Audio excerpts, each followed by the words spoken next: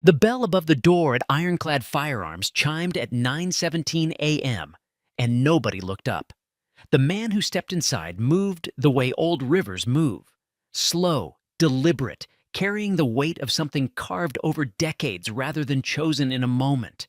He was thin in the way that men become thin when time has reduced both muscle and certainty.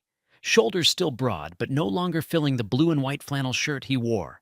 A pattern faded to the color of sky after rain. His khaki trousers had been pressed sometime earlier that week. His brown leather boots, worn at the right heel in the particular way of a man who has spent too many years standing on uneven ground, had been polished until the leather breathed rather than shone. His hair was white, cut close to the skull, in a style that had no name in any barbershop catalog, but was recognized immediately by anyone who had ever stood in a formation at 0600 hours. He carried a canvas bag in his right hand, olive drab. The stitching on the handle had been repaired at least twice. The interior of Ironclad Firearms occupied what had once been a hardware store in Harrow Creek, Montana, a long, low-ceilinged space that smelled of gun oil, old wood, and the particular brand of masculine confidence that accumulates in rooms where men come to feel capable. Glass display cases ran the length of the left wall, rifles and shotguns mounted on pegboard behind them. At the far end, a door marked range led to 6 shooting lanes. To the right, a window of reinforced glass looked into the manager's office, where a light burned behind closed blinds. 14 people occupied the space that morning, customers examining scopes, a pair of young men debating calibers near the ammunition shelves, a woman in her 60s sitting in one of the plastic chairs by the entrance, and behind the main counter, a man in his early 30s who wore his authority in the shop the way some men wear expensive watches, visibly, and with the expectation that everyone would notice. His name was Carter Webb, and he had been working the counter at Ironclad for 4 years, which in his private accounting made him something of an expert on the taxonomy of customers. He could sort them in under 30 seconds. The serious buyers, the browsers, the veterans who wanted to talk more than purchase, and the time wasters, the confused, who needed to be handled efficiently and redirected toward the door. The old man with the olive drab bag registered as the last category before he had taken 3 steps inside. Carter was already composing his expression, a particular blend of patience and polite superiority, when the man set his bag on the counter with a care that was almost ceremonial, unzipped it, and placed a pistol on the glass surface between them. The weapon was a Colt M1911 Series 70. The bluing had worn to a gray patina on the slide and frame, where tens of thousands of hands-on repetitions had touched it over what could only have been decades. The grips were original walnut, cracked along the left panel in a hairline fracture that had been stabilized rather than replaced. It was old. It was absolutely, unmistakably functional. "Need service," the man said. His voice carried the flat, unhurried quality of someone accustomed to saying exactly what was necessary and nothing more. "Recoil spring and extractor." Carter looked at the pistol. Then he looked at the man's hands, resting on the edge of the counter. The right hand showed a tremor. Not dramatic, not the tremor of illness, but the fine, continuous tremor of nerve damage, expressing itself across years of accumulated miles. The left hand was still. "Are you sure you can still—" Carter began, then softened it to, "This is an older model. We specialize mostly in current production firearms. Service on something like this takes time, and the parts cost adds up." The man across the counter said nothing. He simply waited, with the specific quality of waiting that belongs to people who have spent significant portions of their lives in positions where patience was not optional. It was the young man leaning against the scope display who filled the silence. Mason Pruitt was 26, lean in the athletic way of someone who trained regularly and was aware of it, wearing a tactical shirt with the sleeves rolled up to display forearms that had spent time at both the gym and the shooting range. He was the reigning champion of the Harrow Creek Shooting League's open division, a fact he had mentioned in conversation at Ironclad no fewer than 12 times in the past 3 months. He had what might be described as a talent for mockery that presented itself as humor. He picked up the M1911 from the counter without asking. "M1911, he said, turning it over in his hands with the careless authority of someone handling another person's property. "You buy this when Kennedy was still in office?" He held it up toward the overhead lights, squinting at the worn finish. "This thing's older than my grandfather." Quiet laughter from the ammunition shelf. Carter allowed himself a small smile. The old man watched his pistol in Mason's hands. His expression did not change, but his eyes tracked the weapon with the specific flat attention of a man cataloging the location of something important. Not worried, not angry, simply precise. the way a surgeon watches a scalpel that has been picked up by someone who does not know what they are holding.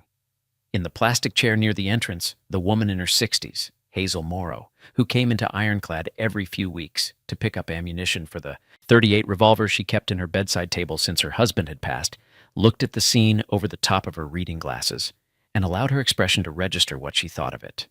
"You need this back in working order, or you need a replacement?" Carter asked, his tone now carrying the brisk efficiency of someone who has already decided the answer doesn't really matter. "Working order," the man said. "We're looking at 85 for labor, parts on top of that. For a pistol this age, it might be more cost-effective to look at something new." Carter gestured toward the display case with the magnanimous sweep of someone offering a favor. 85 is fine," the man said. The speed of the agreement seemed to briefly displace Carter's composure. He had quoted twice the standard rate, expecting resistance that would allow him to begin the process of encouraging the old man toward the door. From a plastic chair in the far corner of the shop, the one nearest the window, the one that caught the morning light at the right angle for a man with aging eyes, Raymond Foss set down his coffee cup. He was 73, a Vietnam-era veteran who had been coming to Ironclad since Jasper Holt had opened it, and who came in now mostly for the coffee and the company of a room that smelled familiar. He looked at the old man at the counter. He set his cup down slowly. "Precisely. The way you set something down when your hands need to be free." At the far end of this counter, a young woman in her mid-20s was reassembling a disassembled Beretta that had come in for cleaning. Ivy Cross had been the shop's in-house armorer for 3 years, and she had the focused, quiet competence of someone who was good at her job and comfortable with the fact that most people in the room would not notice. She paused in her work. "Not obviously." She continued moving her hands, but her attention shifted. The old man at the counter had taken the M1911 back from Mason Pruitt without asking for it. He had not reached for it aggressively, had not snatched it. He had simply extended his left hand, and something in the quality of that extension, the angle, the certainty, had caused Mason to place the pistol in it before consciously deciding to do so. The old man checked the chamber, verified the magazine was empty, thumbed the safety through a quarter rotation, and set it back on the counter. All of it in 4 seconds. All of it without looking at the weapon. Ivy's hand slowed slightly over the Beretta. From near the door, a larger man in a canvas work jacket pushed himself to his feet from the bench where he'd been waiting for his truck's worth of ammunition to be pulled from the back. Blake Danner ran a construction crew out of Billings, came through Harrow Creek twice a month, and had the particular social confidence of a man who had never been in a room where his size and volume were not sufficient to establish his position. "What's he going to do with a working pistol anyway?" he said to the room, not bothering to lower his voice. "Shoot at the TV when the commercials come on?" The laughter was louder this time, less qualified. Floyd Keene, the store manager, stood behind the secondary counter near the register. He was 38, had worked for Jasper Holt for 6 years, and managed the day-to-day operations of Ironclad with the bureaucratic self-importance of someone whose authority extended precisely as far as this building, and no further. He heard Blake's comment and did not intervene. In fact, the corner of his mouth lifted slightly. The old man turned his head and looked at Blake Danner. The look was brief and entirely undramatic. The way a man looks at weather he has already calculated the implications of. Then he turned back to the counter. "I'll be here if you want to call when it's ready," he said to Carter. Before we go further, if you're watching this and already thinking something feels different about this old man, you're not wrong. Hit subscribe and turn on notifications so you don't miss the moment everything in this room changes. This channel exists for stories of warriors who never stopped being warriors, even without the uniform. Hit like right now if you believe real strength never needs to announce itself. Stay with us. Carter was reaching for the service intake form when Mason stepped closer, leaning an elbow on the glass case with the practiced ease of someone comfortable taking up space that belongs to others. "Old man, you want to actually use that thing, or just have it serviced to hang on the wall?" He nodded toward the range door. "Because we've got lanes in the back, you want to see if you can still hold it steady." It was not a question. It was the particular kind of offer that is actually a dare, constructed to provide an audience with a guaranteed performance, regardless of the outcome. Either the old man declines and provides the satisfaction of confirmed cowardice, or he accepts and provides the satisfaction of confirmed incompetence. The old man looked at Mason Pruitt for 7 seconds. Hazel Morrow counted, because she had the sudden conviction that the count mattered. "All right," the old man said. One word. The room processed it. In the back hallway, the door to the parts room opened 2 inches. Otis Wade looked through the gap. A man in his late 50s, heavy-set, with hands that had been working on firearms for 3 decades. He had heard the exchange from the back. He looked at the old man standing at the counter. His expression underwent a change that was not visible to anyone who was not specifically watching him. He eased the door closed, reached for his phone. The range at the back of Ironclad consisted of 6 lanes, each 12 feet wide, with target frames on mechanical trolleys that could be positioned at distances from 7 to 50 meters. The overhead lighting was good. Jasper had invested in proper illumination after a complaint from a customer who claimed poor lighting had affected his grouping, which was almost certainly false but had prompted the upgrade anyway. The air smelled of lead and burnt propellant, a smell that means different things to different people. Ivy Cross led the group through. Mason had brought 2 of his friends from the ammunition shelf, and Blake Danner had decided the entertainment value justified staying another 15 minutes. Carter followed at the edge of the doorway, leaving it open so the sound carried back to the shop floor, where Hazel Morrow had repositioned her chair and a half-dozen other customers had drifted toward the range window. The old man accepted the range safety briefing from Ivy with the polite attention of someone hearing it for the first time and recognizing everything in it. He stood at lane 3. Ivy handed him a Colt M1911 from the shop's range use inventory, different from his own, a newer variant, along with eye and ear protection. He put both on, adjusted the ear protection with his left hand in a single instinctive motion, tapping the seal with 2 fingers. Ivy's head turned slightly. That particular 2-finger tap was a muscle memory behavior she had only ever seen in people who had spent years making sure their hearing protection was sealed before things got loud in environments where they had no control over the timing. Mason set up at lane 2 with his Glock 17, loaded a magazine with practiced speed, and proceeded to put 5 rounds into a target at 15 meters. A tight grouping, genuinely good shooting, the product of regular competition training. He stepped back from the lane, pulled his ear protection to one side, and looked at the old man. "Your turn, old man." The old man looked at the target frame. He did not look at the controls to set the distance. Instead, he nodded to Ivy, who moved the trolley to 25 meters. Mason exchanged a look with his friends. 25 meters with an unfamiliar pistol, for a man whose hand trembled visibly when it rested at his side. The old man raised the pistol. His right hand showed the tremor. His left hand came up to support. Not in the conventional Weaver or Isosceles stance exactly, but in something older, something that looked like those stances the way a prototype looks like a finished product. He exhaled once. His body went still in the specific way that is not the stillness of someone trying to be still, but the stillness of someone who has turned off everything unnecessary. He fired 5 rounds, left-hand primary. The range went quiet. Ivy walked the target forward without being asked, the way you do when you already know you need to see it up close. The 5 holes were clustered in a space that could have been covered by a silver dollar, placed slightly left of center mass, at 25 meters, with an unfamiliar pistol, by a man whose hand had been visibly trembling 30 seconds ago. The tremor, Ivy realized, was in his right hand. He had shot left-handed. "Lucky," Mason said. He said it immediately, the way people say things they do not quite believe but need to say anyway. "Try it again, 35 meters. The old man's expression did not shift. He waited for Ivy to move the target. When the trolley stopped, he closed his eyes for 1 second, just one, barely a blink, and then opened them and fired. In the shop, through the range window, Hazel Morrow watched. Raymond Foss had moved from his corner chair to stand 3 feet behind her. He was watching the old man's stance, not the target. The grouping at 35 meters was 4 rounds, not 5. The 5th round had gone through the same hole as the 2nd, which only became apparent when Ivy examined the paper carefully and found that the perforation was slightly larger than the others, elongated in a way that paper makes when hit twice in almost the same place. Mason stared at the target. Blake Danner, who had been leaning against the wall with the settled amusement of a man watching television, straightened slightly. "What's your background?" Mason asked. His tone had changed.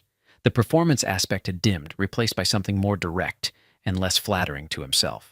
The old man lowered the pistol, checked the chamber, put it on the bench. "Retired," he said. "From what?" A pause that lasted exactly long enough to feel intentional. "Government." Mason recovered his posture. He unholstered the Sig Sauer P226 he kept on his hip, a competition-grade weapon he'd had tuned at a shop in Missoula, and placed it on the bench between them. "Try mine. Different platform. Let's see if it's the gun or you." The old man looked at the P226. He picked it up. What followed was not a demonstration. It was purely functional, the physical equivalent of reading a sentence in a language you know. He dropped the magazine, confirmed the chamber was empty, reseated the magazine, racked the slide to chamber around. adjusted his grip by approximately 2 millimeters to the left, and dry-fired once against the closed range wall. 4.3 seconds, start to finish. "You've shot one of those before," Ivy said. She had not intended to say it aloud. The old man glanced at her. "Several," he said. It was not a boast. It was the same flat declarative quality as everything else he had said, the informational tone of someone providing data rather than impressions. He put 40 meters on the target, shot 5 rounds left-handed with the P226 Sopas, a pistol he had never touched before this moment, and grouped them in a pattern that Mason Pruitt, who shot competitively twice a month, would not have been confident of producing with his own weapon on his best day. From his position by the range door, Raymond Foss turned and walked back toward the shop floor. He moved with purpose, and he took the long way around the display cases until he was standing near the front counter, where he could see both the range window and the shop entrance. In the manager's office, Jasper Holt had come to his window. He was 55, the owner of Ironclad Firearms, a man who had served 8 years in the Army before buying this building, and spending the next 23 years making it mean something. He watched through the glass as the old man handed the P226 back to Mason Pruitt. Something in Jasper's posture changed. A subtle shift, the kind that happens when the brain processes information before the body has finished deciding what to do with it. He turned back to his desk and opened the computer. What happened next in the range happened in the space of a few minutes, but carried the specific weight of something significant approaching. Mason, working to recover the terms of the interaction, pivoted to technical language, the refuge of the knowledgeable person who has just been exceeded. He asked about minute of angle adjustments, about holdover calculations at varying wind speeds, about trajectory compensation for altitude. The questions were genuine but also performative, designed for the audience rather than for education. The old man answered in the same flat, complete way he had answered every question since walking through the door. MOA at long range was a function of barrel quality and consistency, not just optics. Holdover at wind speed was estimated, not calculated, until you had actual data points from the environment. Trajectory compensation at altitude was relevant above a certain threshold, and mostly irrelevant at the ranges they were discussing. Correct, precise, no wasted words. Then Mason asked about windage at speed, adding, like if you've got a crosswind at, say, 11 o'clock, 15 knots. 11 o'clock, 15 knots. The old man stopped. Something in his face shifted, barely. He was not looking at Mason anymore. He was looking at a space 3 inches in front of the range wall. Kandahar. Elevation adds another variable at that altitude. What the books say and what the rounds actually do, different problem. He stopped, blinked. The holdover is different. Silence. Kandahar, Mason repeated. The old man looked at him. The flat expression had returned, but underneath it, just barely, was the awareness of someone who has said more than they intended. The principle applies generally, he said. Ivy Cross set her tools down very quietly on the bench behind her. The range door opened. Floyd Keene leaned in. "Sir," he addressed the old man with the crisp authority of a man who has just gotten off the phone with someone he believed was on his side. "When you have a moment, the deputy would like to speak with you out front." Deputy Aaron Briggs was 34, built like someone who had played college football and not quite made peace with the fact that he hadn't gone further with it. He carried his authority the way men carry things they are still breaking in, visibly, with conscious effort. He stood in the center of the shop floor with his thumbs hooked in his belt and let the uniform do its work while the old man came through the range door. "ID and concealed carry permit," Aaron said. No preamble, no explanation of why, because the expectation that he needed to explain had not yet occurred to him. The old man reached into the inside pocket of his flannel shirt and produced a worn leather wallet. He opened it, removed his driver's license and a federal firearms form, and set them on the counter. What happened next was the kind of thing that, viewed in isolation, looks like an accident. Blake Danner had moved to stand near the counter, not blocking it exactly, just occupying the space, the way large men sometimes do without actively deciding to. When the old man's documents came out, Blake shifted his weight, his elbow caught the edge of the counter, and the papers slid. 4 documents fanned out across the floor. Blake bent down to retrieve them, and in the process of bending, his work boot came down on the corner of one of them, an act whose accidental quality was precisely calibrated. "Here you go," Blake said cheerfully, handing back 3 of the 4. The old man bent down and picked up the 4th himself. When he straightened, he had taken approximately 2 seconds to do something with his eyes during the process of bending and rising, a quick, quiet sweep of the room that cataloged, without appearing to catalog, where every person in the space was standing. Who was near the door? Who was near the counter? What the sightlines were? Hazel Morrow, who had been watching, felt the hair on the back of her neck stand up. She could not have said exactly why. Address on here is Rural Route 7, Aaron said, examining the license. I don't have that in our system. Bogman Road, the old man said. Bogman Road. The county updated the rural route designations 2 years ago. Post office is slow. Name is Ezra Cole. Yes. I'm going to need to run this. Aaron clicked his radio. Mason Pruitt leaned against the rifle display, watching. The tone of the afternoon had shifted on him. He had come in to watch an old man embarrass himself on the range, and instead he was standing in a shop where the air felt different than it had an hour ago, in a way he could not identify, and therefore could not dismiss. He picked up the thread of the technical argument because it was familiar territory. You said Kandahar, he said to the old man. When did you serve? I didn't say I served. You referenced specific conditions at specific elevation. The principle applies, the old man said again, flat, final. Raymond Foss, who had positioned himself near the front window, turned his head. He looked at Ezra Cole with the direct attention of someone who has made a decision. He crossed the shop floor until he was standing within speaking distance. I know you, Raymond said, low enough that it was not a performance, just a statement. I recognize you. The old man turned and looked at Raymond. A long moment. The calculation behind his eyes was not hostile. It was the calculation of someone deciding how much truth is appropriate and to what end. No, the old man said. You don't. It was not a denial delivered with defensiveness. It was a denial delivered with something closer to a request. The kind of statement that one man makes to another when the meaning underneath is not here, not now, not like this. Raymond Foss heard all of it. He held the old man's gaze for 3 seconds, then nodded once, and stepped back. Holly Dunbar, who sat in the far corner with a notebook open, a journalist for the Harrow Creek Courier who had come in to pick up a quote from Jasper for a piece on local businesses, had her pen moving before she consciously decided to take notes. Aaron's radio crackled. The response from dispatch was brief, and the expression on Aaron's face when he heard it was the expression of a man whose expectation has not been met. He clicked off. No record on Ezra Cole at this address, he said. No priors, no... He stopped. No tax records, no vehicle registration, nothing in the county system. Like you don't exist. I exist, the old man said. What do you do for income? You said retired. Government. Which branch of government? A pause that lasted 3 seconds. Department of Defense. Aaron Briggs stared at him. The answer was not evasive in its content, but it was complete in a way that suggested that was all that was going to be offered, and that further questions would continue to receive equally minimal responses. Floyd Keene appeared at Aaron's elbow. He spoke in a voice pitched just below the general conversation level, but in a room that had gotten progressively quieter, it carried. I need him out of the store while we sort this out. Liability issue. I'm asking you to remove him from the premises. The second sentence was directed at Aaron. On what grounds? Hazel Morrow said from across the shop, loudly and without apology. Floyd looked at her. This isn't your business, ma'am. You have a legal customer with valid ID and a clean record who shot perfectly legally on your range and has not raised his voice once, and you want him removed because... She paused, letting the pause serve as the rest of the sentence.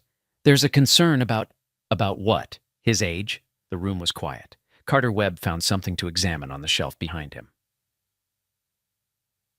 We're at the halfway point, and Ezra has said fewer than 15 words, but the walls are closing in fast. Before we get to what's hidden under that sleeve, take 1 second to subscribe if you haven't already. Share this video with someone who understands that quiet men carry the heaviest histories. The like button is right there. Every tap helps this story reach someone who needs to hear it. Don't go anywhere. The next 60 seconds changes everything.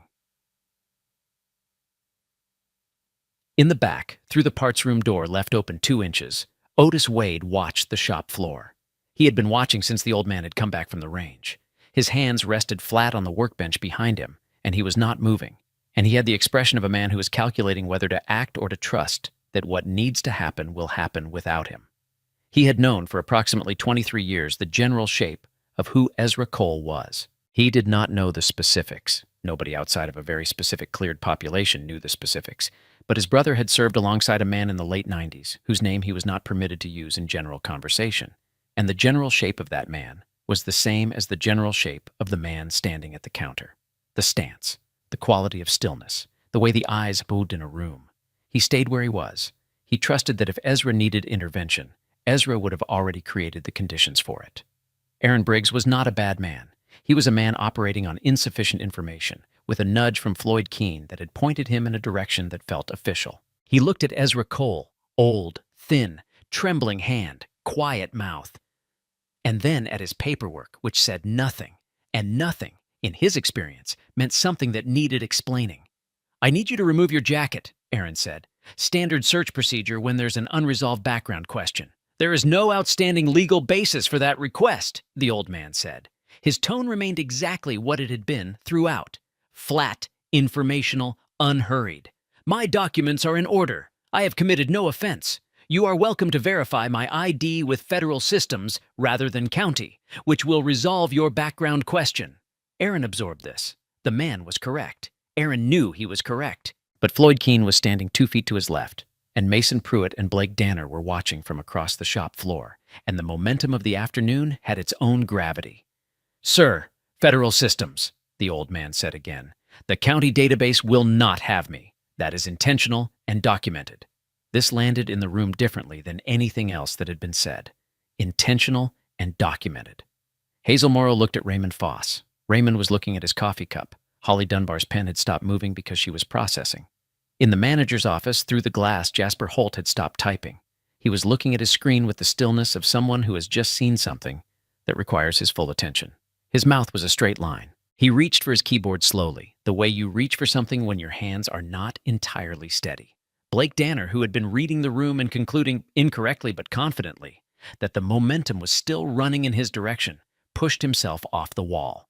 He was a man who had always understood power as physical, spatial, a function of presence and proximity. The old man had held his ground too long, too quietly, in a way that felt like a challenge to the specific physics of Blake's world.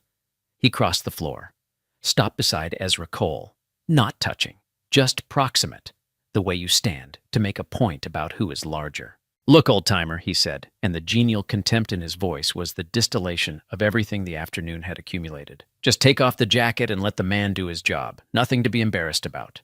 We all get old." He reached out and took hold of Ezra Cole's right sleeve. What happened in the next half-second was not a response. It was not a decision. It was the firing of neural pathways so thoroughly established over so many years that they operated beneath the level of cognition. Pure motor memory, the body doing what 3 decades of training had made automatic and irrevocable. Ezra's weight dropped 2 inches. His left foot moved 4 inches to the outside.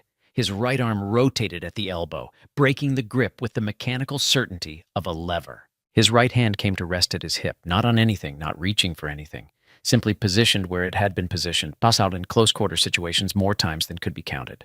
His left shoulder dropped and turned, presenting a narrower profile. The entire sequence took less time than it takes to blink. Blake Danner took 1 step back, not because he had been pushed, because something in the quality of what had just happened had communicated to him at an entirely pre-verbal level that he was not the most dangerous person in this conversation. The room did not react with noise. It reacted with the specific silence of people who have just witnessed something their minds have not yet finished classifying.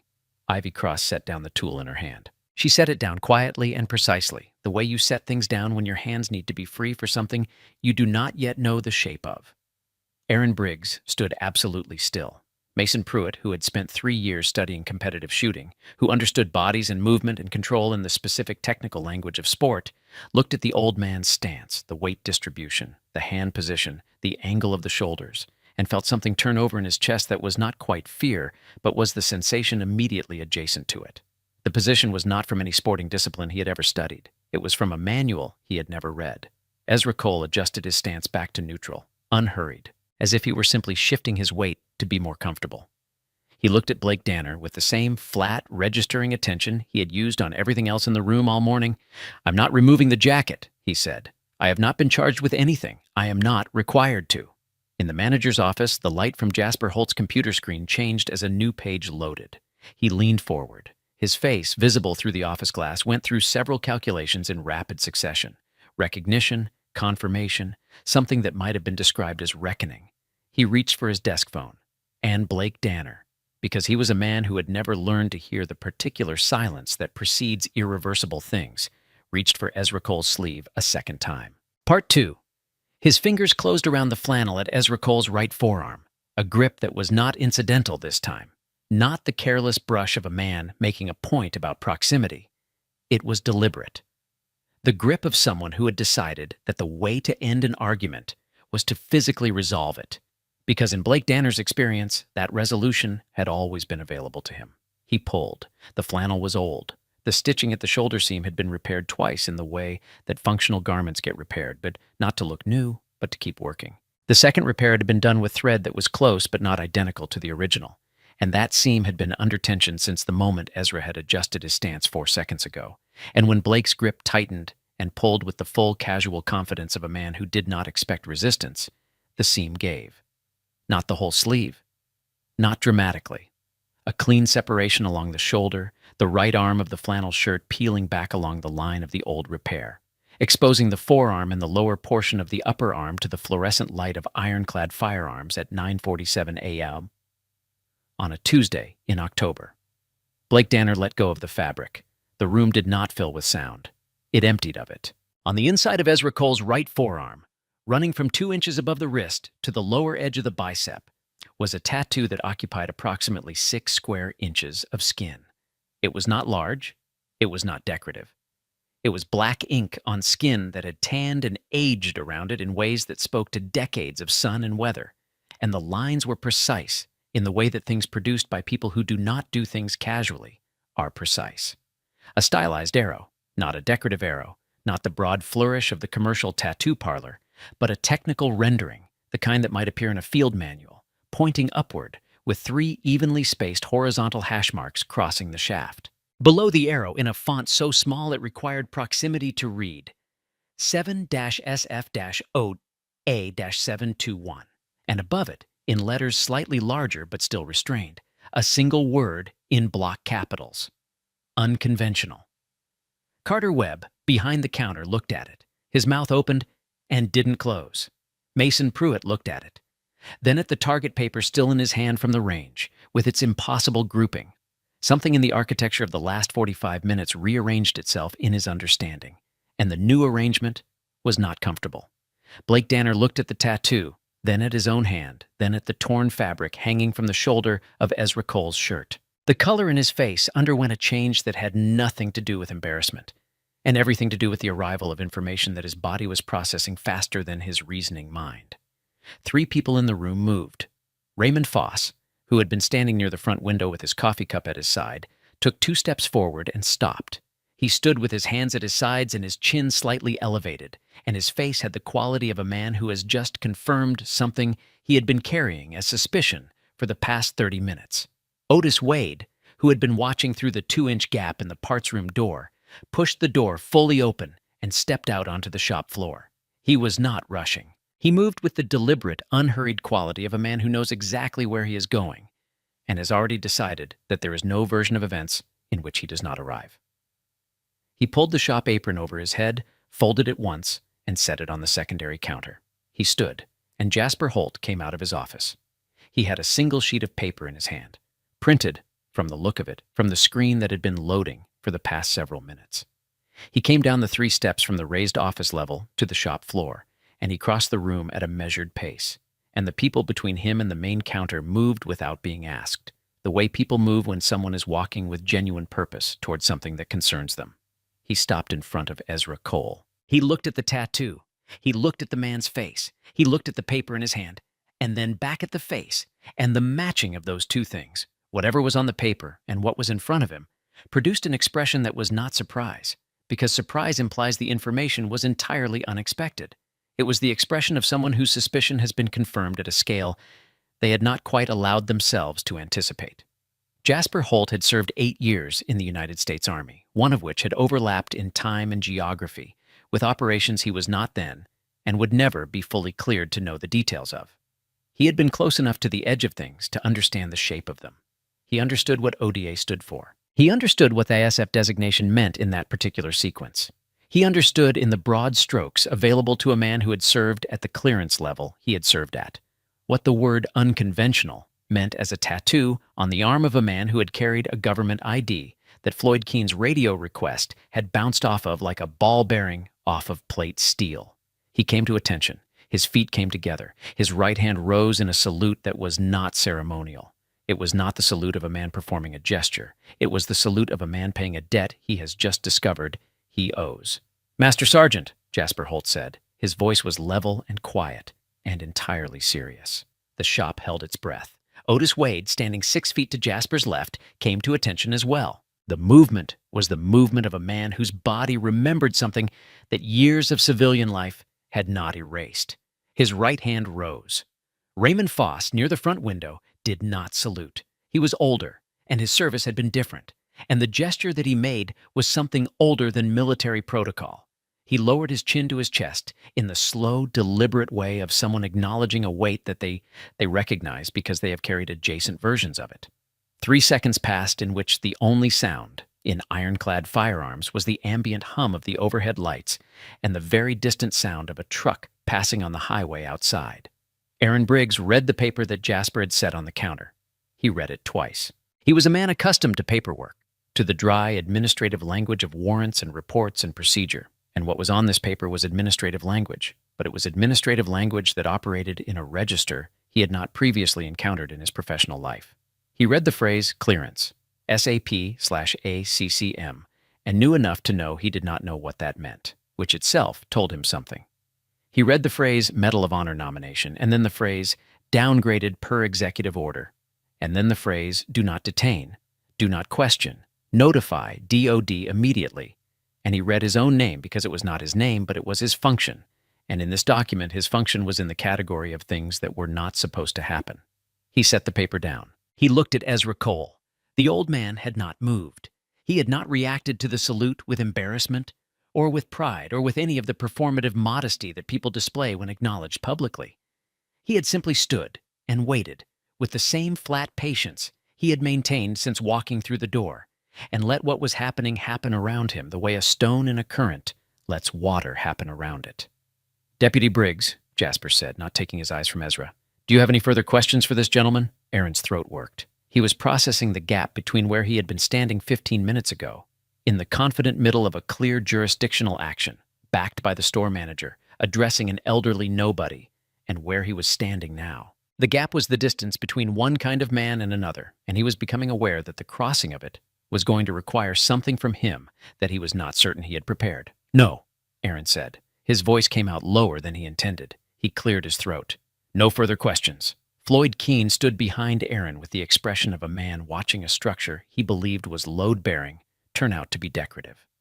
Hazel Morrow, who had been holding her phone at her side since Blake had reached for the sleeve, confirmed for herself that the video she had been recording was still running, and then put the phone in her cardigan pocket with the lens facing out. Holly Dunbar had stopped pretending to take notes and was simply watching, because the event in front of her had exceeded the capacity of shorthand. In the range doorway, Connor Briggs, Aaron's son, 19 years old, who had driven his father to work that morning because the department's second cruiser was in service and had been waiting in the parking lot, but had drifted to the range entrance when the raised voices carried through the wall, stood looking at the man his father had been attempting to remove from the premises. He looked at his father. He looked at the paper on the counter. He looked at Jasper Holt's salute. His face did not perform any particular expression. It absorbed. Ezra Cole looked at Jasper. He looked at Otis. He looked at Raymond. 3 men who understood, at varying distances and through varying levels of clearance, the shape of what they were looking at. Something passed between them that was not words and did not need to be. "At ease," Ezra said. The 2 words landed with the quiet authority of a man who has said them 10,000 times in rooms where they mattered. Jasper lowered his hand. Otis lowered his. Raymond raised his chin. Ezra looked at Aaron Briggs. What he did not do was what the room expected. He did not dress Aaron down. He did not leverage the revelation that had just occurred. He did not use the sudden and complete reversal of the room's power structure to diminish the man who had, 20 minutes ago, been using his badge to diminish him. He simply looked at him for a measured moment and said, "You're young. Learn from today." Aaron Briggs stood with those 4 words in the center of his chest. He would carry them for a considerable time afterward. He straightened. Then, with the slow deliberateness of a man performing an act that is costing him something, he came to attention, and he raised his hand in a salute that was imperfect in its technique and entirely genuine in its intention. Ezra acknowledged it with a brief nod. Nothing more was necessary. The room began, cautiously, to breathe again. Mason Pruitt had moved to stand at the range doorway, holding the paper target from the lane. The grouping at 35 meters, those 4 holes and 1 double perforation, was visible from where he stood. He looked at it. He looked at the tattoo still visible where the torn sleeve had exposed Ezra's arm. He opened his mouth. He closed it. The comment that had been the default setting of his interactions all morning was no longer available to him, because the vocabulary of condescension requires a stable platform of assumed superiority, and that platform had been removed. He set the target down on the range bench and walked to the far end of the shop and examined a rifle mount for approximately 4 minutes without seeing it. Carter Webb had retreated to the counter where he had spent the morning performing small authority. He stood behind it now with the uneasy energy of a man who has just understood that the terms of every transaction he conducted this morning were based on an assumption that no longer held. The $85 quote, twice the standard rate, sat in his memory with the specific discomfort of a thing that cannot be unsaid. Blake Danner stood in the center of the shop floor holding the torn sleeve of Ezra Cole's shirt, which had come away from the shoulder seam in his hand when he had pulled. He was looking at it. He was a man who had spent 38 years being the largest and the loudest and the most confident person in most rooms he entered, and those attributes had always been sufficient. He had no vocabulary for this moment. He looked at the fabric in his hand and then at Hazel Morrow and her phone, and he understood, at last, and with the specific quality of understanding that arrives too late, that he had reached for an old man's sleeve in a room with 14 witnesses and a camera, and what he had exposed was not what he intended to expose. Jasper turned to face the room.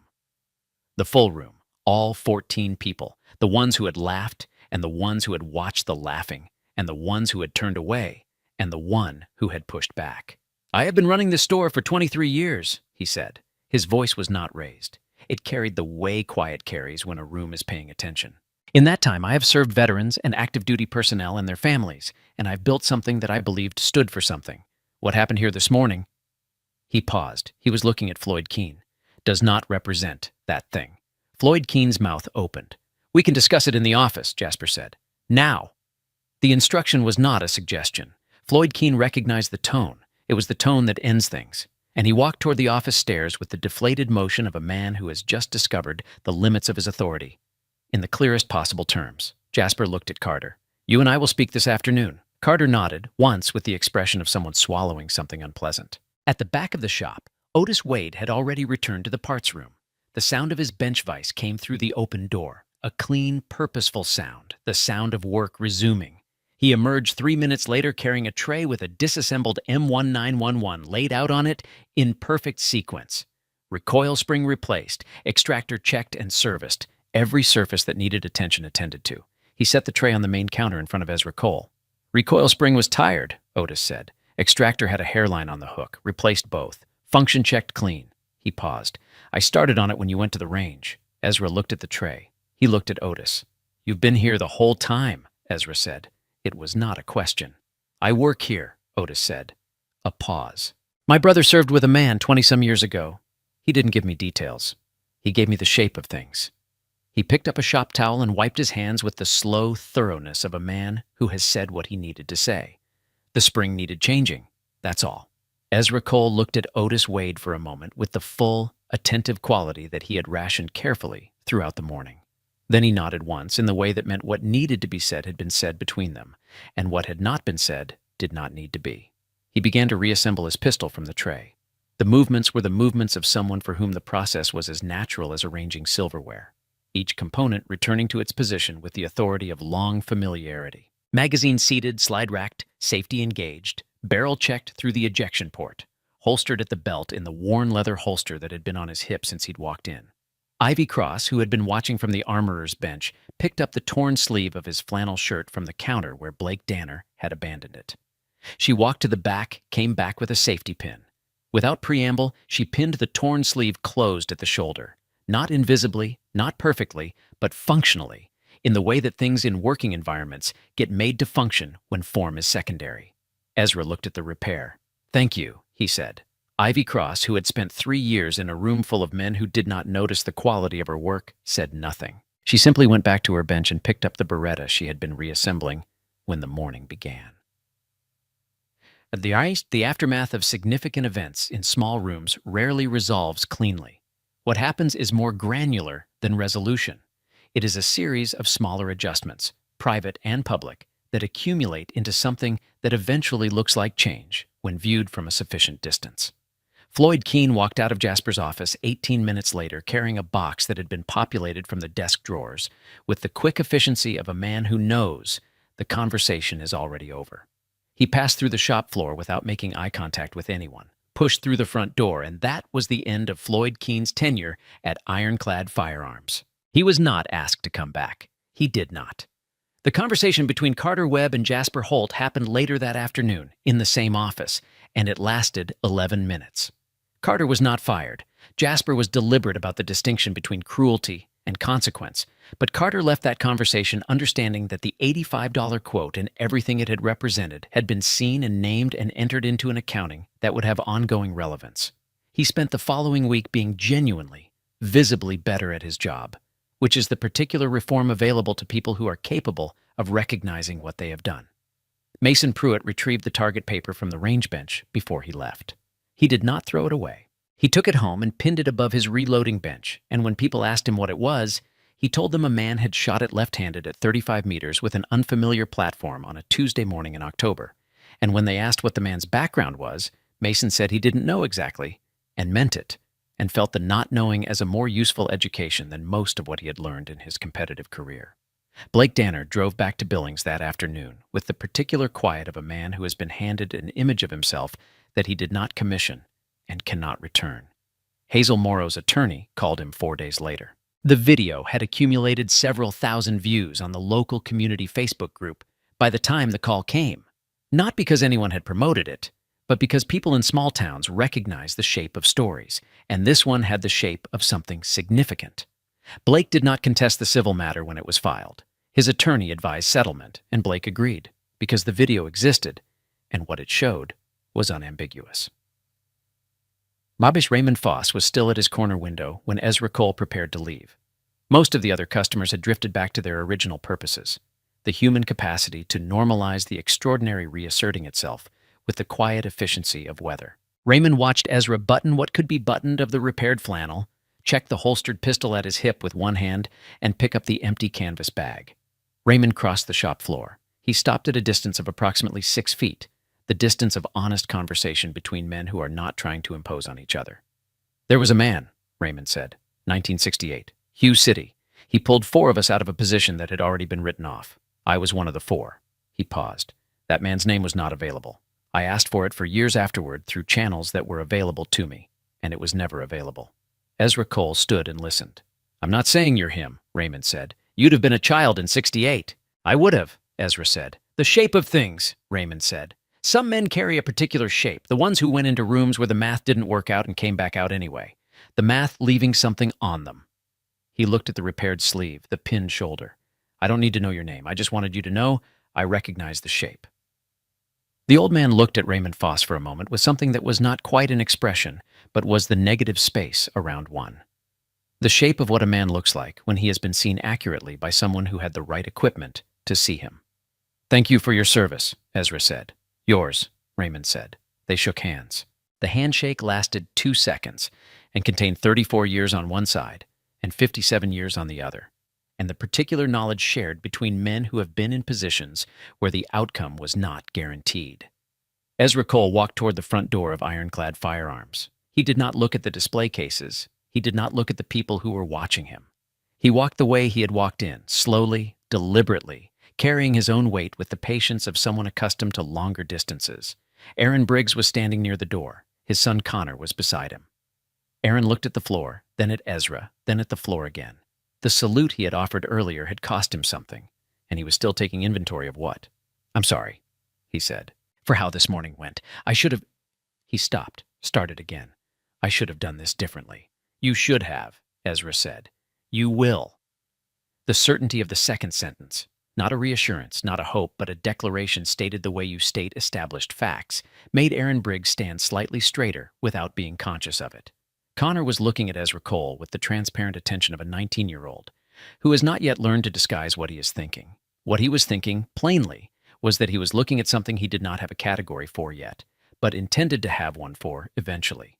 Ezra glanced at the boy. He took in the age, the posture, the particular quality of attention.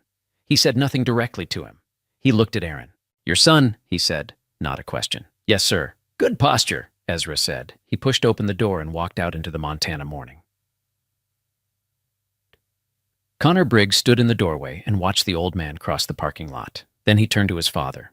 Then he went back inside and found Jasper Holt reorganizing the display case nearest the range door with the focused attention of a man who needs to be doing something with his hands. "Mr. Holt," Connor said. Jasper looked up. If someone wanted to enlist, where would they start? Jasper set down the rifle he had been repositioning. He looked at the boy. The age, the posture, the question asked in the doorway of a room that had just provided a particular kind of education. He pointed at the chair where Hazel Morrow had spent the morning. "Sit down," he said. "I'll make coffee." Ivy Cross waited until the shop had returned to something approaching its normal operational rhythm before she walked to the computer at the armorer's station and opened a search window. She typed ODA 721 Special Forces. The results that came back were what she had expected them to be, which was to say they were nothing. Not sparse, nothing. The designation did not appear in any publicly accessible document, any archived news article, any congressional record, any declassified operations summary. She tried variant searches. She tried historical SOF databases. She tried every combination of the numbers and letters that she could construct from what she had seen on the tattoo. Nothing. Not redacted, simply absent. The way something is absent when it has been removed, rather than when it was never there. She stared at the screen for a moment. Then she went back to work because there was a disassembled Beretta on her bench that still needed to be finished, and some questions were not answered by searching. The email arrived in Jasper Holt's business inbox at 10:14 a.m., approximately 27 minutes after Ezra Cole had walked through the door, which meant it had been sent before most of what had happened in the shop had happened. Jasper found it when he returned to his desk after the conversation with Connor Briggs. The sender address was a format he had seen once before, during a consultation with a federal licensing body, and it was not a format that appeared in commercial correspondence. The subject line was a reference number. The body of the email was 6 sentences. The relevant sentences read, "Mr. Cole is known to this office. He is to be extended full professional courtesy and assistance when identified at licensed firearms dealers. His background will not appear in standard county, state, or commercial databases. Any formal query regarding his status should be directed to the contact number below. Please ensure your staff is aware of this communication going forward. Thank you for your cooperation." Jasper sat back in his chair. He looked at the timestamp. He looked at the time on his wall clock.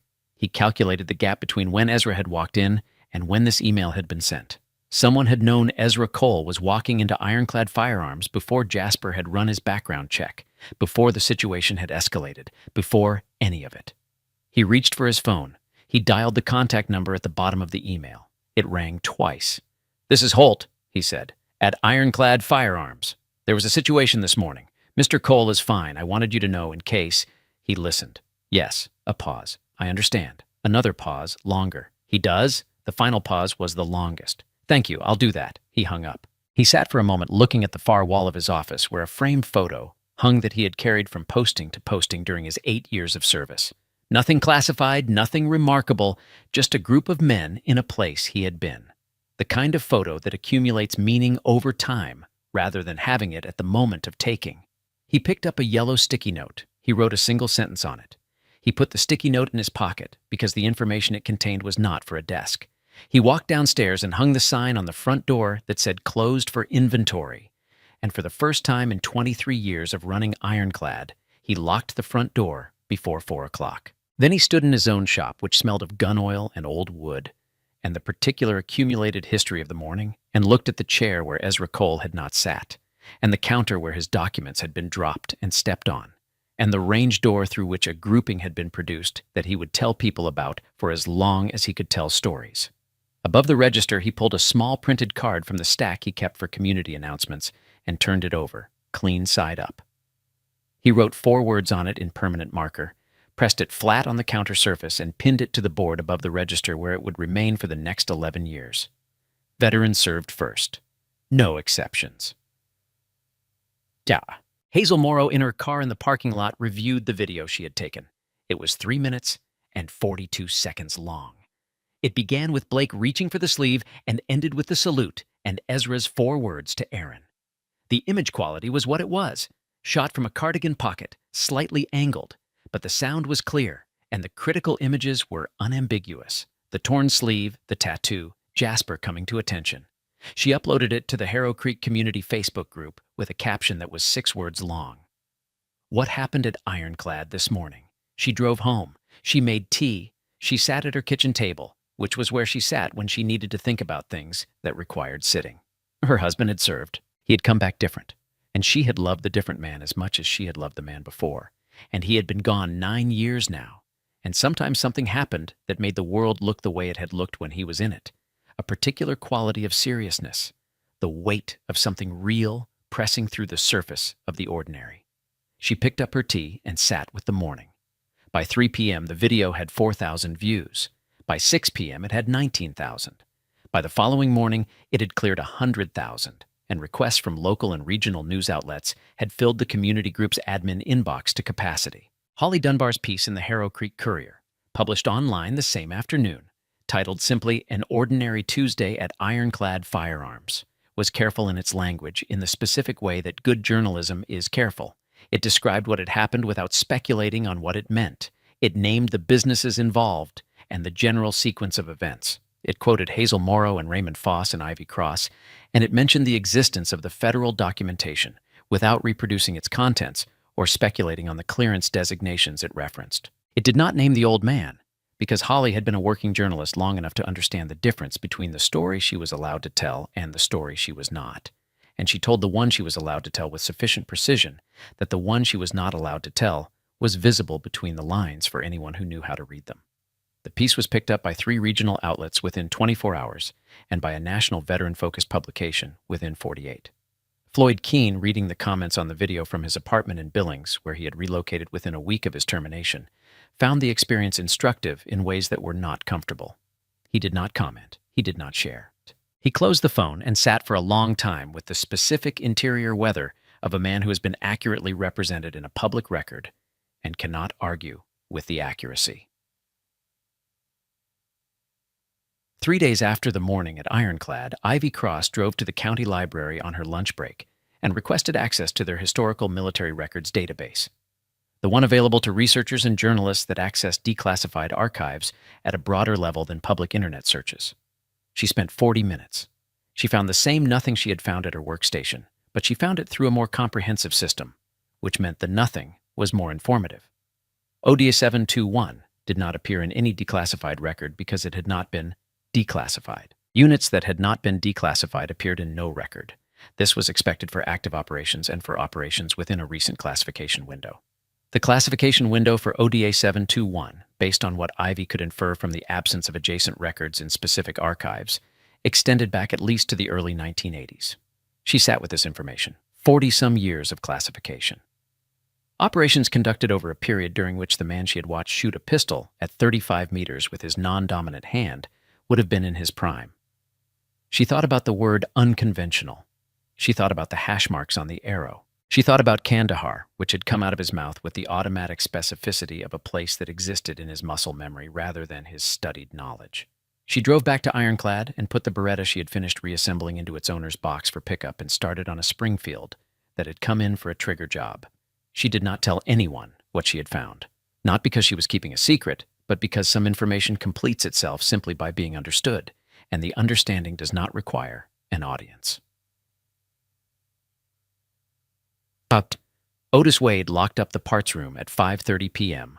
on the day of the morning at Ironclad. He drove to his brother's house, 20 minutes outside of town, up a gravel road that the county maintained with the minimum attention consistent with not being sued, and sat at the kitchen table while his brother made dinner. His brother was 61, had been out of uniform for 22 years, and carried his service in the particular way of men who had done things that could not be spoken of in the specific rooms where such things are spoken of, which is to say he carried it silently, thoroughly, and without apparent effort. Otis waited until dinner was on the table. "The man came in today," he said. His brother set down his fork. He looked at Otis across the table. "The one you told me the shape of," Otis said. His brother looked at the table, then at the window, then at his hands. He was quiet for a long time. When he spoke, his voice had the quality of a man reaching for something he has kept stored in a high, inaccessible place. "He doing all right?" "He was doing all right," Otis said. "Good." His brother picked up his fork. "That's good." They ate dinner. They talked about other things afterward, and they did not come back to it, because everything that needed to be said about it had been said, and the rest was not available to them, and they both understood that this was appropriate. The mountains east of Harrow Creek hold their cold in the morning even in October when the afternoon is still warm, and the road that runs from the edge of town to the high country passes through a corridor of lodgepole pine before opening onto the first of several meadows that look, at that hour, exactly the way a person might imagine the interior of a country that has not yet been fully decided. Ezra Cole pulled to the side of that road at 10:23 a.m. and stopped the engine. He sat for a moment with his hands on the steering wheel. The truck he drove was a 1989 Ford, the kind of vehicle maintained rather than replaced, which meant it had outlasted several of its original components and been made to continue by the kind of care that does not announce itself. He reached into the canvas bag on the passenger seat and removed the M1911.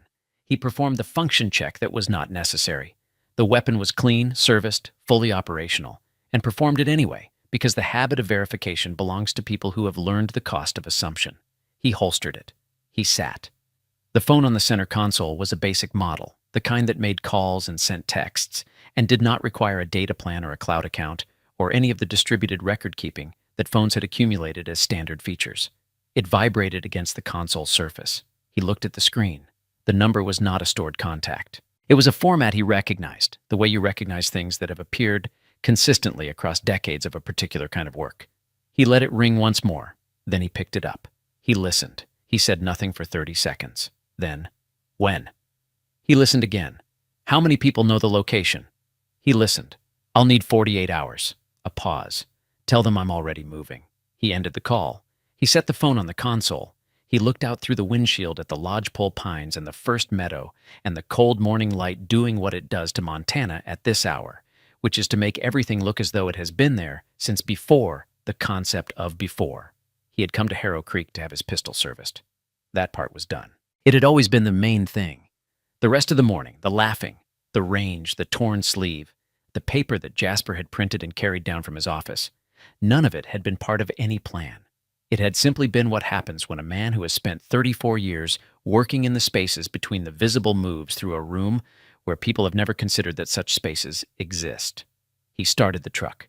In the rearview mirror, visible for approximately 3 seconds before the curve of the road removed it from his sightline, a black vehicle was parked on the gravel shoulder 300 meters back. It had been there when he pulled over. It had been there. He knew, because the knowing of such things had been built into him at a level that was no longer distinguishable from instinct since before he had pulled over, possibly since before he had left town. The headlights on the black vehicle came on, not to illuminate. The morning light was sufficient, but as a signal. The particular signal that says, we see you, we know, we're here. Not threatening, not pursuing, simply present. The way certain things in this kind of work are present, without announcement, without demand, simply as a fact in the landscape. He watched the lights in the mirror. Then the vehicle eased backward, off the gravel, into the tree line, and was not there anymore.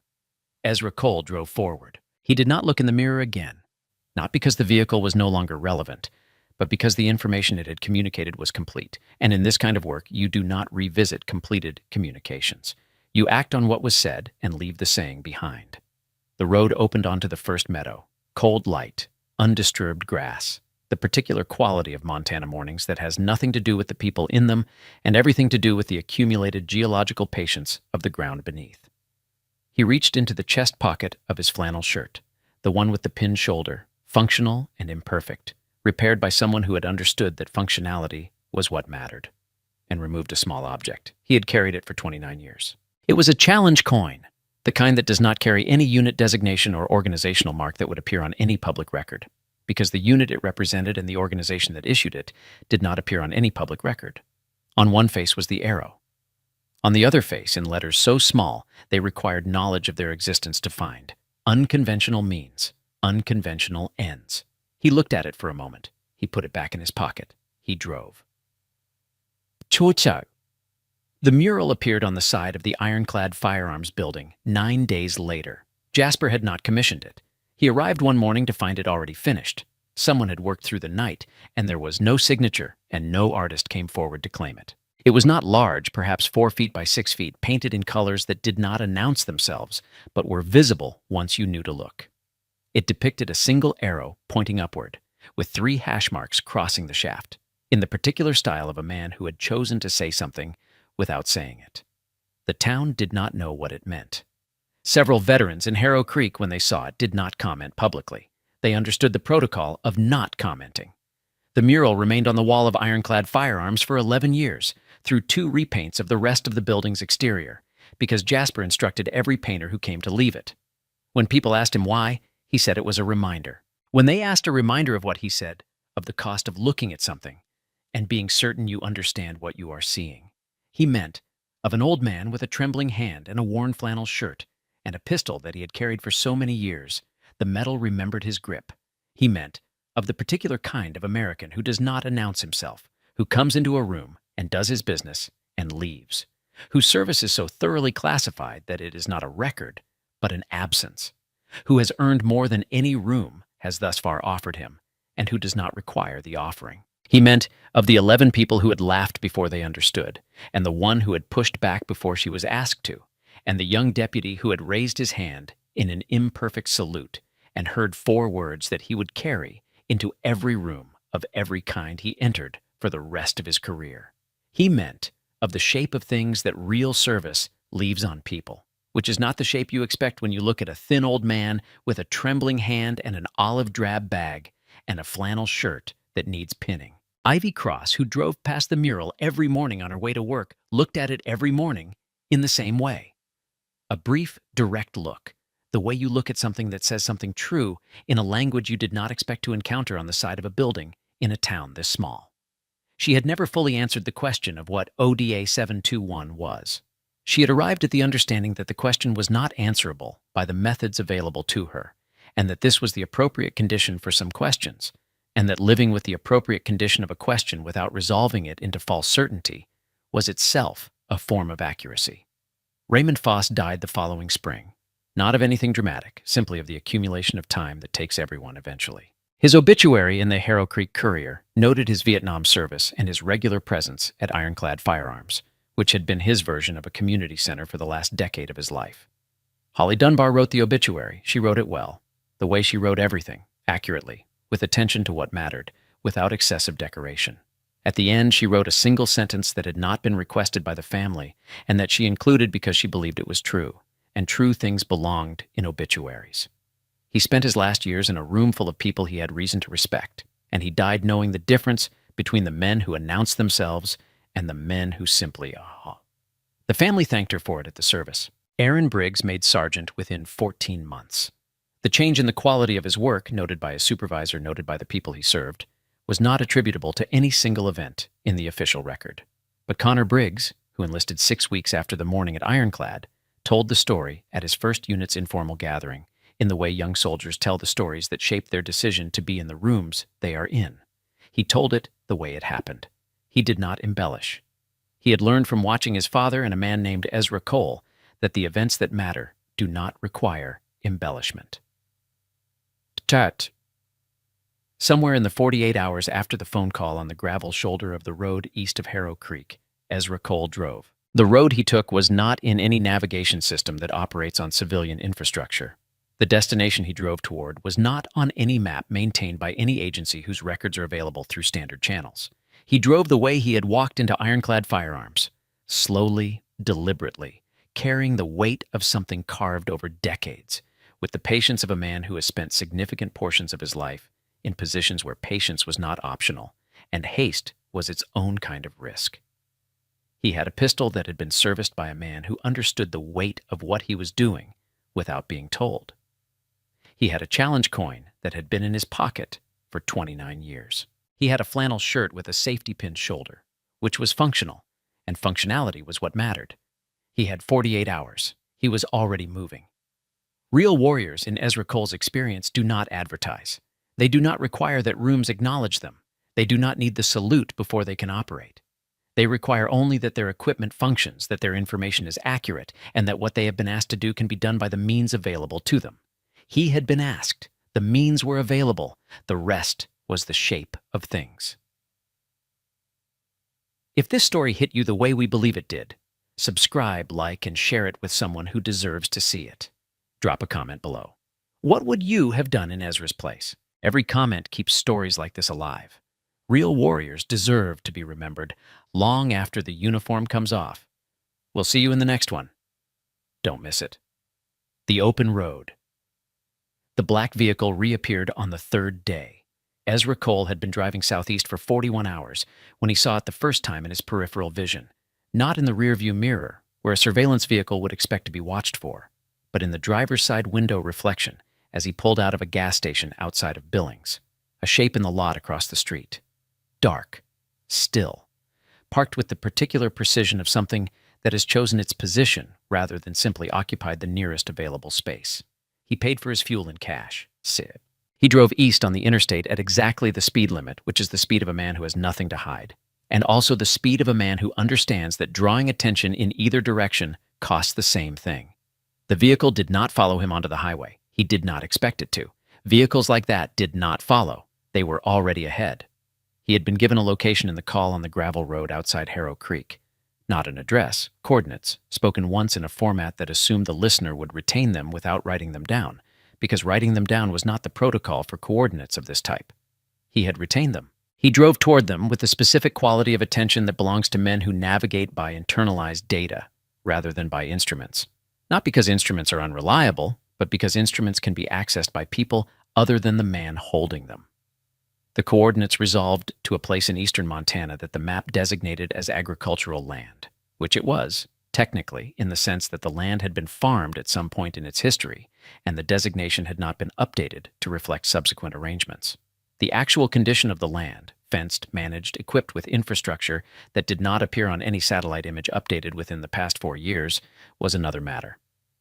He pulled off the county road at a gate that was closed, but not locked. He got out of the truck. He opened the gate. He drove through, got out again, and closed it behind him. Old habit. You close gates. You leave the landscape the way you found it. The track inside the fence ran for approximately 2 miles before it arrived at a cluster of structures that had been designed to read, from any aerial perspective, as a working ranch. A main building, 2 outbuildings, a water tower, a corral that contained 4 actual horses, because actual horses were the most effective way to make a working ranch look like a working ranch. Someone had understood the principles. A man was leaning against the main building's exterior wall when Ezra pulled up. He was perhaps 40, lean in the way of men who maintain themselves not for aesthetics, but for operational requirement, wearing ranch clothes with the slightly imperfect ease of someone who learned them rather than grew up in them. He was not someone Ezra had met before. This was not unusual. In this kind of work, you frequently did not meet people before you worked alongside them. You understood the work, and you understood the protocols, and those 2 things substituted for the social infrastructure that other people required. "Mr. Cole," the man said, not a greeting, a confirmation. "Yes," Ezra said. "They're inside." The man opened the door. "Bisita." There were 4 people in the main room. 3 of them Ezra did not know. The 4th was a woman in her mid-50s whose name he had not used in 11 years, but whose face he recognized with the specific accuracy of someone who has worked in close quarters with another person, in conditions where accurate recognition was a survival requirement. She looked, if anything, more composed than she had looked 11 years ago. Operational stress, in Ezra's experience, either wore people away or consolidated them, and she had always been the consolidating type.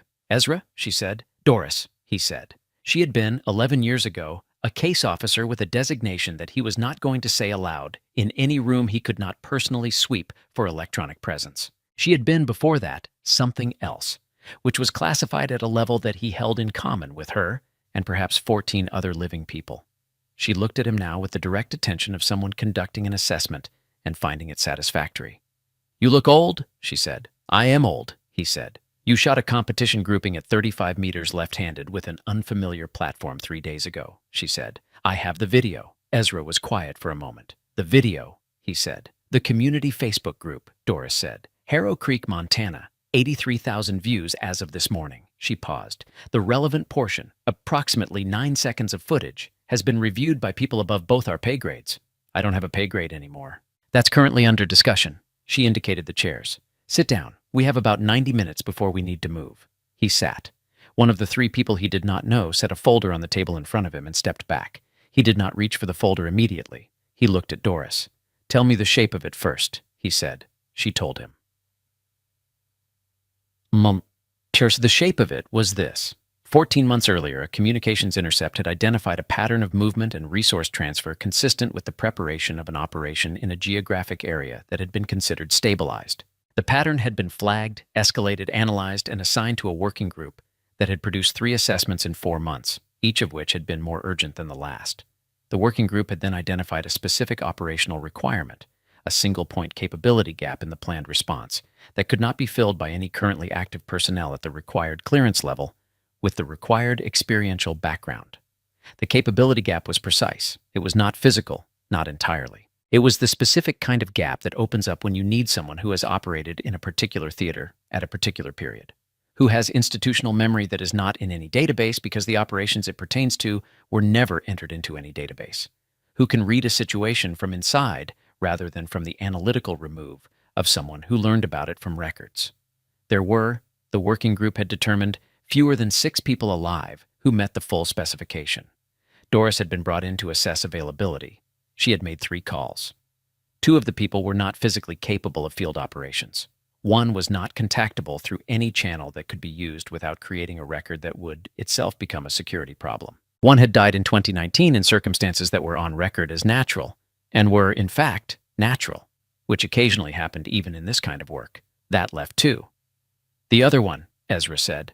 Not available, Doris said. Her tone closed the subject without elaboration. He understood the shape of not available. He had heard it used to describe various conditions across various decades, and he did not require the specifics to understand the category.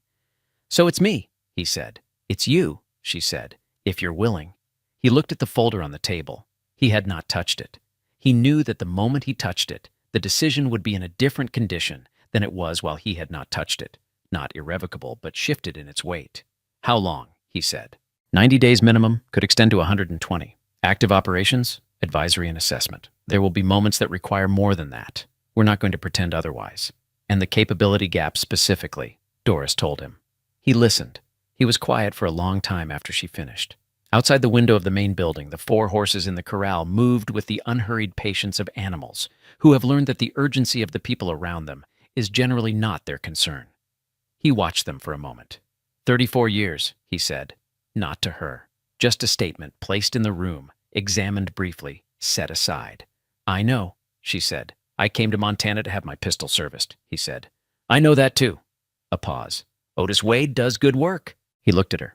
The information that she knew about Otis, about Ironclad, about the specifics of the morning in Harrow Creek, that information told him something about the operational infrastructure surrounding this request, that the contents of the folder, when he read it, would confirm. This was not an improvised ask. This had been in preparation for longer than the 48 hours since the phone call on the gravel road. The black vehicle, he said, outside Harrow Creek. Ours, she said, not surveillance, availability confirmation. We needed to know you were mobile and operational before committing resources to this meeting. You watched me at Ironclad. We watched the Facebook video at Ironclad, she said, along with 83,000 other people. It was publicly available information. A beat. You should know that the 9 seconds of footage showing your shooting have been reviewed by 3 people in positions of significant authority, and the consensus assessment was the same, which was that you remain what you were, Doris said, which is the only thing that matters for the purpose of this conversation. He reached out and opened the folder. He read for 11 minutes. He did not take notes because notes on documents of this classification level were not protocol, and also because he did not need to. The operational landscape resolved in his understanding as he read. The geographic specifics, the personnel involved at the current active level, the specific nature of the capability gap and why it required someone who carried its solution in memory rather than in any accessible record. He closed the folder. He pushed it back across the table. There's a component you haven't told me, he said. Doris looked at him. The intercept, he said. 14 months ago, the pattern of movement and resource transfer. He paused. I recognize the methodology. It's not a new actor. The room was quiet. No, Doris said. It's not. Who else knows that? In this room, she said. Everyone. Outside this room. 3 people above us who authorized this meeting, and no one else. And the working group. The working group identified the pattern. They did not identify the methodology's origin. That identification was made afterward, separately, by someone with the relevant historical context. She held his gaze. Which is why you're the specific requirement and not a general one. He understood. The shape of the thing was complete now. He had not needed the folder to tell him this part because the folder did not contain this part. It contained the operational parameters, but the operational meaning was in the 11 years of history that he carried and Doris carried, and approximately 14 other living people carried, and that history was not in any document. "I'll need equipment specifications sent to a clean channel," he said, already prepared. "I'll need 72 hours before any briefing with active personnel." "Understood. And I'll need—" He stopped. He looked at the window again. The horses, the cold Montana light, doing what it does. "I'll need someone to call Jasper Holt." Doris tilted her head slightly. "Tell him the pistol is performing well," Ezra said. "That's all. Just that." Doris nodded once. "I'll make sure of it." He drove out of the ranch property at 1400 hours, closing the gate behind him with the same care he had used opening it. The black vehicle was not visible. This did not mean it was absent. He understood the distinction. The road back to the highway passed a section of fence line where a hawk had settled on a post. A red-tailed hawk, sitting with the dense, self-contained composure of a creature that has made its peace with heights. It watched the truck pass without adjusting its position. Ezra watched it in return for the 3 seconds during which they occupied the same sight line, and then the road curved, and it was behind him. 71 years old, a hand that trembled from a nerve injury sustained in a country he was not supposed to have been in a year that the official record did not reflect his presence in. A flannel shirt with a safety pin shoulder, a pistol with a new recoil spring and a replaced extractor, serviced by a man whose brother had served with a man whose name was not available. He had been retired. The retirement had been genuine. Not a cover, not a maintained posture, but the actual condition of a man who had finished, who had done what he had been able to do for as long as he had been able to do it, and who had arrived at the far shore of that and found it quieter than expected, and had learned to inhabit the quiet the way you inhabit any position, with attention, with patience, with the understanding that conditions change. Conditions had changed. He was not, at this moment, performing an identity that he had set aside. He was not returning to something he had been and stopped being. He was simply the same man he had always been, the one who had walked into Ironclad Firearms at 9:17 a.m. on a Tuesday in October and into every other room before it, and who would walk into whatever room was next with the same flat patience and the same capacity for waiting and the same understanding that the work is the work and that the work continues until it does not. Somewhere behind him, 300 meters or 3,000, it did not matter. Something moved in the tree line. He did not check. He drove. 6 questions remained in Harrow Creek after the morning at Ironclad, and none of them had answers that were going to be filed in any publicly accessible record. What was ODA 721? EA 7. What operation had required its creation? And how many people had known it existed? And how many of those people were still alive and in positions to know? Who had sent the email to Jasper Holt's business inbox 27 minutes after Ezra Cole walked through the door? And how they had known to send it before the situation escalated? What the phone call on the gravel road had contained in its full specifics, and where Ezra Cole had driven in the 48 hours following it. What the black vehicle in the tree line had been waiting to confirm, and who had authorized it to wait there, and for how long it had been positioned before Ezra Cole pulled off the road. What the other name on Doris's short list had been, and what not available meant in that context, and whether not available was a permanent or a temporary condition. And the oldest question, the one that predated all the others, what Ezra Cole had done, in whatever theater, in whatever year, that had produced a Medal of Honor nomination that was downgraded by executive order and buried under a classification so deep that the description of the actions was itself considered a security risk. The town of Harrow Creek did not know the answers. The mural on the side of Ironclad Firearms did not know the answers. Ivy Cross, who had searched the databases available to her, had confirmed that the answers were not in those databases. Raymond Foss had known the shape of things, and Raymond Foss was in the ground now, and what he had known about shapes had gone with him. The 4 horses in the ranch corral moved in the cold afternoon light, with the unhurried patience of animals, in whom urgency had never taken root. The hawk on the fence post had already moved to the next post by the time anything else came down the road. The truck drove east, and the road did what Montana roads do, opened up ahead and closed behind, mile by mile, the way all roads do when traveled by men who do not look in the mirror twice. Somewhere ahead, a room was waiting. Ezra Cole drove toward it at exactly the speed limit, which is the speed of a man who has nothing to hide, and also the speed of a man who has learned that arriving precisely when you intend to arrive is a habit worth keeping. The flannel shirt with the pinned shoulder was functional. Functionality was what mattered. The rest was the shape of things. And the shape, as always, would declare itself in time, in the rooms where such declarations are made, witnessed only by the people who are cleared to witness them, and carried afterward in the specific silence of people who understand that some stories do not conclude. They simply continue in the spaces between the visible, where the real work has always been done.